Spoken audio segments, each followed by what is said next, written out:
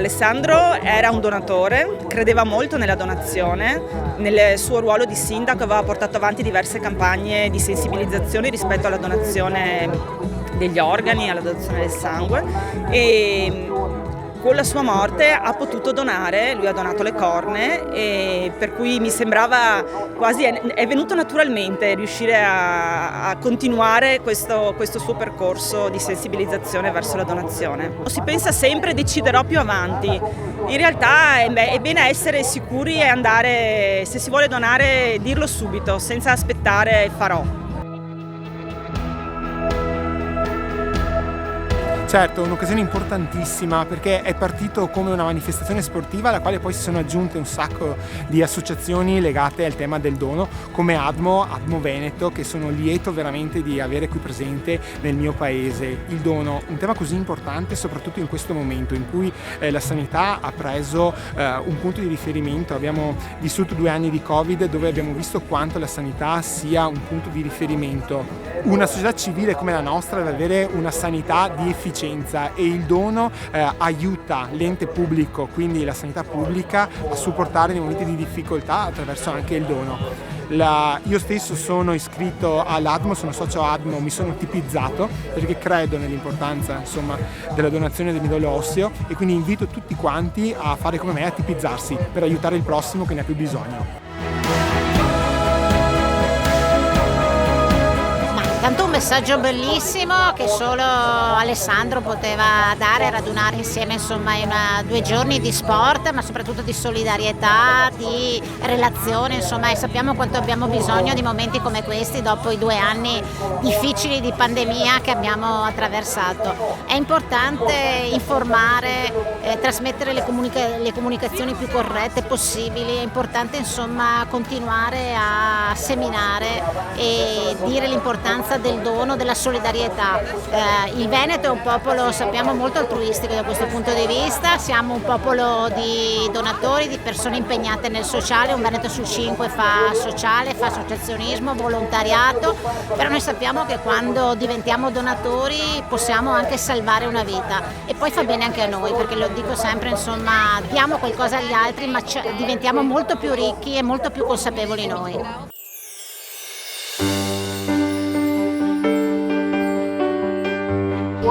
Allora, partendo da un episodio di perdita, di mancanza di una persona cara,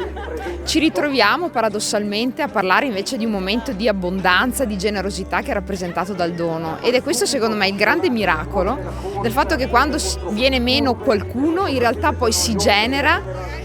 improvvisamente tanta generosità e tanto bene, ed è la binata fondamentale in questi momenti dove, anche se vogliamo contestualizzare in un momento storico non facile, dove le persone si ritrovano e condividono qualcosa, cioè il bene che viene dato agli altri. E allora oggi, che è una giornata anche dedicata allo sport, che è un momento sicuramente di valori e di ideali, perché lo sport celebra anche questo, ricordiamo una persona e nel contempo ricordiamo anche coloro che danno.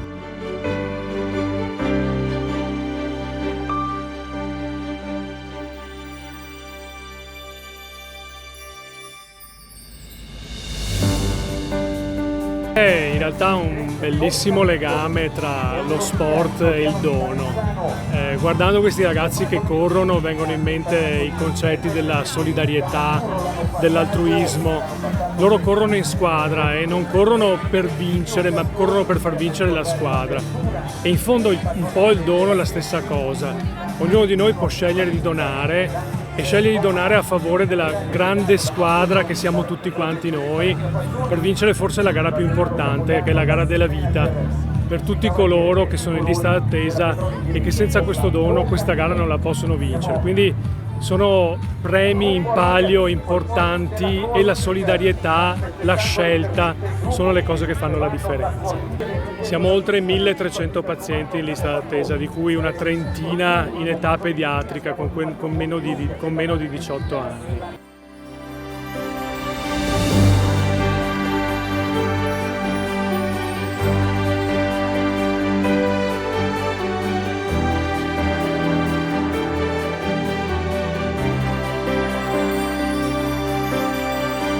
L'esempio di Alessandro Bolis è davvero una grande testimonianza, è stato un amministratore molto attento e sostenitore della cultura del dono ed è stato un testimone concreto donando le corne come suo ultimo gesto. Quindi oggi la Fondazione Banca degli Occhi porta il grazie alla famiglia del sindaco Bolis, un grazie da parte di tutte le persone che hanno ricevuto un dono inestimabile, tornando a una nuova vita, tornando a rivedere meglio il mondo. Non c'è trapianto se non c'è donazione e quindi la donazione, il sapere che si può fare, che si può esprimersi in vita, per noi è di fondamentale importanza per portare la cultura del dono in ogni famiglia.